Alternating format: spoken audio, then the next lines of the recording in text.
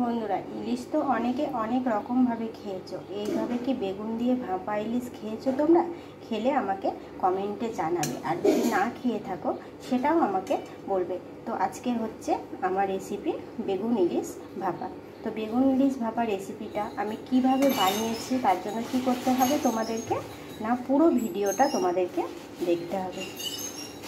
আর বেগুন ইলিশ ভাপার এই রেসিপিটা একদম নতুন এবং খেতেও কিন্তু ভীষণ ভালো লাগে। তোমরা যারা এইভাবে রেসিপি তৈরি করোনি বা বানাওনি আগে কখনো, তারা এই ভিডিও দেখে একবার হলেও এরকম করে একটা বেগুন ইলিশের ভাপা তোমরা বানিয়ে নাও, তাহলে বুঝতে পারবে যে এটা কতটা সুস্বাদু হয় খেতে। ইলিশ ভাপা তো অনেকে অনেকভাবে খেতে, এইভাবে বানাও আর জলদি খেয়ে নাও।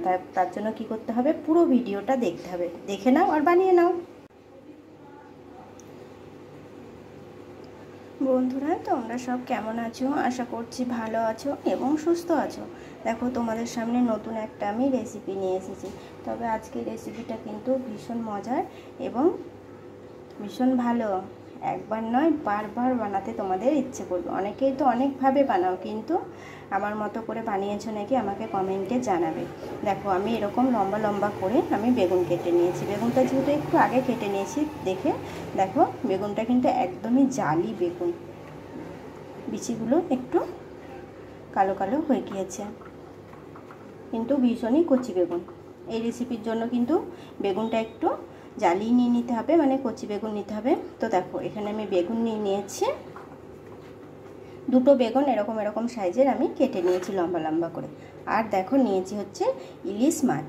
তো ইলিশ মাছটা আজকে এই বেগুন দিয়ে ইলিশ ভাপা করব আমি।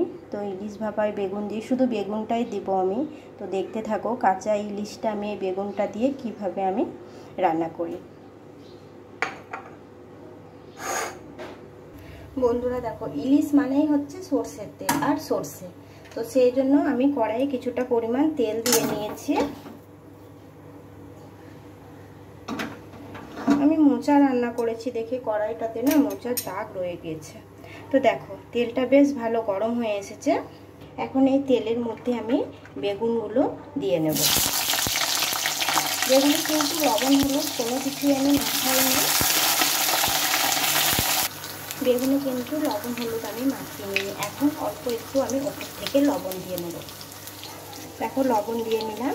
এবার এই বেগুনটাকে ভালোভাবে ভেজে নিতে হবে। তো বেগুনটাকে আমি এখন ভেজে নেবো, একটা ঢাকা চাপা দিয়ে নেব, তাহলে বেগুনটা ভেতর থেকেও বেশ নরম হয়ে যাবে আর ভাজাটাও হয়ে যাবে। বেগুনগুলো এরকম অল্প একটু লাল লাল করে ভেজে নিতে হবে।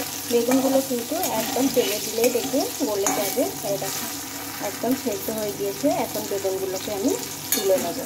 দেখো কত সুন্দরভাবে কিন্তু ভাজা হয়ে গিয়েছে। এখন বেগুনগুলো একে একে আমি তেল থেকে উঠিয়ে নেব।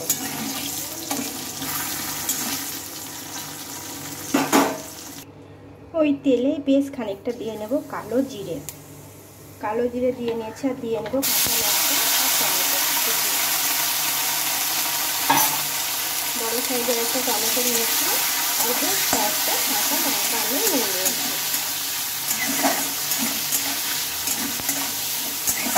সামান্য একটু আমি নেড়ে চেড়ে নিয়েছি, মানে শুধু জাস্ট তেলের ওপরে আমি দিয়ে নিয়েছি। এদিকে আমি অনেকটা পরিমাণ সর্ষে নিয়ে নিয়েছিলাম, সেটা মিক্সিতে ভালোভাবে পেস্ট করে নিয়েছি। আর একটা ছাঁকনির সাহায্যে আমি এটা ছেঁকে নিয়েছি। তোমরা চাইলে একটা সুতির ভালো ন্যাকড়া দিয়ে ছেঁকে নিলে বেশি ভালো হবে। দেখো, আমি ছাঁকনিতে ছেঁকেছি, তবুও কিন্তু কিছুটা সর্ষে যে খোসাটা থাকে সেটাও কিন্তু রয়ে গেছে। দেখো, এই ছাঁকনিটা দিয়ে কিন্তু দেখো এখনও কিন্তু সর্ষের খোসাগুলো লেগে আছে। এই ছাঁকনিটার মাধ্যমে আমি ছেঁকে নিয়েছি, কিন্তু তবুও খোসাগুলো রয়ে গিয়েছে। আর দেখো, পুরো বললাম যে গ্যাসটা প্রথমত আমি বন্ধ করে নিয়েছিলাম, আবার গ্যাসটা আমি ধরিয়ে নিয়েছি। এবার দেখো, সর্ষেটা আমি ওপর থেকে দিয়ে নেব। সর্ষে বাটাটা আমি ওপর থেকে দিয়ে নিলাম। এতে আরও খানিকটা জল দিয়ে নেব। দেখো, বাটিতে আমি আরও খানিকটা জল দিয়ে নিয়েছি। সর্ষে জল এগুলো হচ্ছে তোমাদের ওপরেই নির্ভর করবে। কেননা তোমাদের যদি মাছের পরিমাণ বেগুনের পরিমাণ একটু বেশি থাকে, তাহলে তোমরা সর্ষের পরিমাণটা, জলের পরিমাণটাও একটু বাড়িয়ে নেবে। দিয়ে নেব অল্প করে স্বাদ মতো লবণ, আর দিয়ে নেব অল্প একটু হলুদ গুঁড়ো, একদমই অল্প। দেখো এই দেখো হলুদ গুঁড়ো লবণ মোটামুটি আমার দেওয়া হয়ে গিয়েছে। এবার হচ্ছে মাছটা আমি দিয়ে নেব। মাছগুলো আমি এখন দিয়ে নিলাম।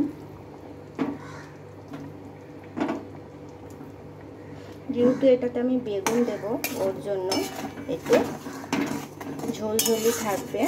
দেখো এটা এখনো কিন্তু বেশ খানিকটা ঘন আছে, এটাতে এখনো কিছুটা জাল দেব। এটা ভাপানো যেহেতু হচ্ছে,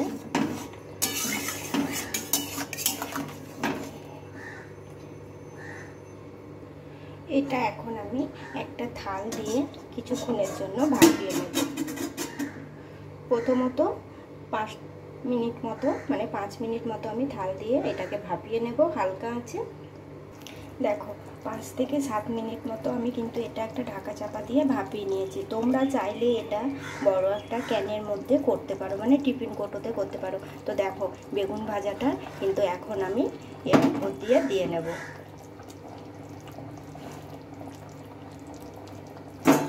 এইভাবে তোমরা একবার বেগুন ইলিশ এই ভাপাটা তোমরা করতে পারো বাড়িতে, দেখবে সত্যি বলছি যে ভীষণ ভীষণ ভালো লাগে। ইলিশটা যেমন টেস্ট হয় এই বেগুনগুলোও খেতে ঠিক একই রকম টেস্ট লাগে, খেতেও কিন্তু ভীষণ মজাদার হয়। কয়েকটা বেগুন তখন মনে হবে যে না খেয়ে নিই, এক পিস যদি ইলিশ থাকে তার সাথে যদি কয়েকটা বেগুন থাকে তো এক থালা ভাত কিন্তু এমনিতেই খাওয়া হয়ে যাবে।